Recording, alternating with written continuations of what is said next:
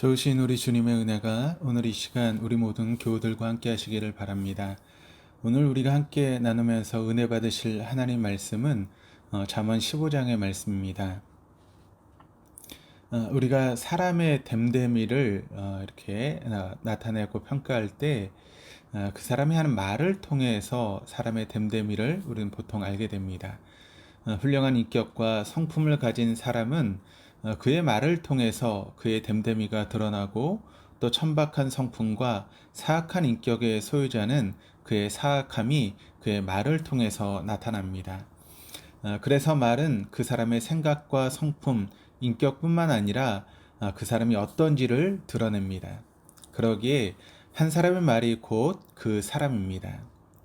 우리 인간을 만드신 하나님은 우리에게 말씀하시는 분입니다. 하나님의 성품이 하나님 말씀에서 풍겨 나옵니다. 말씀이 곧 하나님 자신을 드러내기 때문입니다. 그래서 요한복음 1장 1절은 이 말씀은 곧 하나님이니라 라고 선언하고 있습니다. 그러니까 우리에게 말씀하신 하나님 말씀을 통해서 우리는 그분이 어떤 분인지를 이해하게 되고 또 그분을 알게 됩니다. 하나님이 말씀을 통해서 자신을 계시해 주신 것처럼 하나님의 형상으로 지음받은 우리 인간도 자신도 모르는 사이에 자신의 말로 자신이 어떤 사람인지 누구인지가 드러나게 됩니다. 악한 말을 하는 사람은 자신이 누구인지를 스스로 말로 드러냅니다. 악한 말을 하는 자는 악인입니다. 패역한 말을 하는 사람은 그 사람이 패역한 인간임을 스스로 드러냅니다. 지혜로운 말을 하는 사람은 그가 지혜로운 사람임을 드러내고 미련한 말을 하는 사람은 미련한 자임을 그의 말을 통해서 드러냅니다. 예수님께서 누가복음 6장 45절의 말씀을 통해서 선한 사람은 마음에 쌓은 선에서 선을 내고 악한 자는 그 쌓은 악에서 악을 내나니 이는 마음에 가득한 것을 입으로 말함이니라 라고 말씀하셨습니다. 그러니까 그 사람의 말이 그 사람이 누구인지를 드러낸다라고 하는 그런 말씀입니다. 오늘 잠언 15장에서는 사람이 늘 사용하는 언어, 말에 대한 언급이 많은 부분을 차지하고 있습니다. 1절에서 어떤 사람은 유순한 말을 하고 어떤 사람은 과격한 말을 합니다. 2절에서도 어떤 사람은 선한 말을 하고 어떤 사람은 미련한 말을 합니다. 4절에서 온순한 말을 하는 사람도 있지만 반대로 패역한 말을 하는 사람도 있습니다. 패역한 말이란 삐딱하게 비꼬는 가시돋친 말입니다. 28절에도 어떤 사람은 사려 깊은 말을 하고 어떤 사람은 악한 말을 쏟아냅니다. 사람이 사용하고 있는 언어가 어떠하냐에 따라서 그가 누구인지가 드러납니다. 그 사람의 언어가 그 사람이 누구인지를 드러낸다면 오늘 말씀에 비추어 우리의 언어 생활이 어떠한지를 우리 자신이 살펴보아야 하겠습니다. 나의 언어는 어떠합니까? 부드러운 말이 나의 입에서 말해주고 있습니까? 아니면 거친 말로 잠잠하던 사람들의 화를 자주 건드리고 있습니까? 따뜻한 말로 사람들을 위로하고 있습니까? 아니면 상처 주는 가시돋친 말로 사람들을 아프게 하고 있습니까? 참으로 안타깝게도 우리 주위의 사람들이 갖게 되는 실망과 좌절이 사실은 우리 중 한 사람의 말 때문에 기인하는 경우를 자주 보게 됩니다. 쉽게 분내는 말을 토해냄으로써 싸움을 일으키는 사람들이 있습니다. 아니면 사려 깊은 말로 오히려 다툼 중에 있는 사람들을 중재하는 사람도 있습니다. 나는 재치 있는 한마디의 말로 사람들에게 기쁨과 또 웃음을 주는 사람입니까? 아니면 끓는 기름 속에 한두 방울의 찬물이 떨어질 때처럼 모임이나 단체에 엄청난 파장을 일으키는 분쟁의 말을 하는 사람입니까? 겸손한 말을 하고 있습니까? 아니면 교만하다는 평을 듣고 있습니까?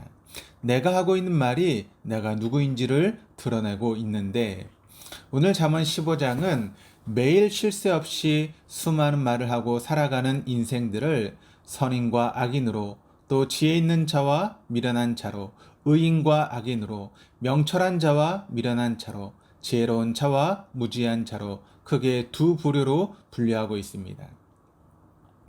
나의 언어 생활을 통해 나는 주 앞에 어느 부류에 속한 사람으로 살아가고 있습니까? 우리는 모두 하나님이 인정하시는 의인으로 살아가고 싶지 않습니까? 지혜 있는 자로 살아가고 싶은 게 우리의 마음 아닙니까? 의인으로 명철한 자로 살아가고 싶은 게 우리의 마음인데 우리의 언어 생활은 오히려 그 반대로 미련한 자, 악한 자, 무지한 자의 악한 말로 가득 차 있기에 여기 우리의 딜레마가 있는 것 아니겠습니까? 우리의 언어 생활이 우리의 마음처럼 선인으로 또 지혜 있는 자로 의인으로 명철한 자로 살아가길 원한다면 우리는 오늘 본문 33절의 말씀을 주목해서 살펴보아야 합니다. 여호와를 경외하는 것이 지혜의 훈계라. 세번역은 이 구절을 이렇게 적어 놓았습니다. 주님을 경외하라는 것은 지혜가 주는 훈계이다. 각주로 또한 이렇게 기록을 하고 있습니다. 지혜는 주님을 경외하라고 가르친다. 우리의 언어 생활이 하나님이 원하시고 기뻐하시는 의인의 언어, 지혜자의 언어, 선인의 언어 생활로 변화되고자 한다면 그 키는 바로 하나님을 경외하는 것에서 시작한다는 것입니다. 하나님을 경외한다는 의미는 거룩하시고 위대하신 하나님의 커다란 눈동자가 나를 지켜보고 계심을 의식하는 것입니다. 우리는 아름다운 자연 앞에 서면 자연스러운 탄성과 함께 하나님이 만드신 자연 앞에서 경이로움을 금할 수가 없습니다. 대자연 앞에 선 인간이 자연에 대해 이런 경이로움을 갖게 되는데 자연을 친히 창조하시고 우주를 운행하시는 거룩하신 하나님 앞에 선다는 것은 말이나 글로는 완전히 다 표현될 수 없는 놀라운 경험입니다.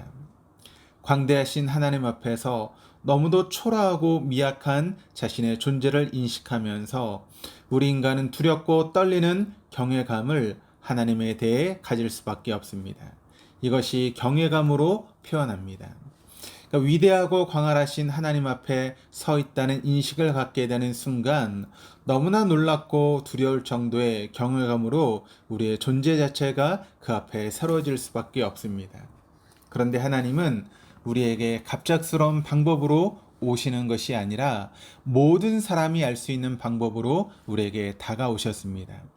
예수님을 통해서 우리가 이해할 수 있는 방법으로 직접 찾아오셨기에 우리가 자발적으로 하나님 앞에 나아가기만 하면 우리는 그 하나님 앞에 설 수 있습니다. 우리가 자발적으로 하나님 앞에 서게 될 때에 하나님의 커다란 눈동자가 나를 지켜보고 계심을 인식하는 순간 하나님에 대한 경외감을 자연적으로 갖게 되는 것입니다. 이 하나님에 대한 경외감을 가진 사람이라면 그의 언어는 하나님이 원하시는 선한 자, 지혜로운 자, 의로운 자, 슬기로운 자의 언어 생활로 살아갈 수 있게 되는 것입니다. 일상의 삶에서 예수 그리스도를 통해 우리를 찾아오신 하나님께 자발적으로 나아가십시다. 그의 임재 앞에 이 아침에 나아가십시다. 오늘 3절 그의 보좌 앞에 날마다 나아가십시다. 하나님의 커다란 눈동자가 지금도 나를 지켜보고 계심을 인식하며 우리가 살아간다면 우리는 하나님을 경외함으로 인해서 우리의 말과 행동이 하나님이 원하시는 거룩한 언어로 변화되는 것을 경험하게 될 것입니다.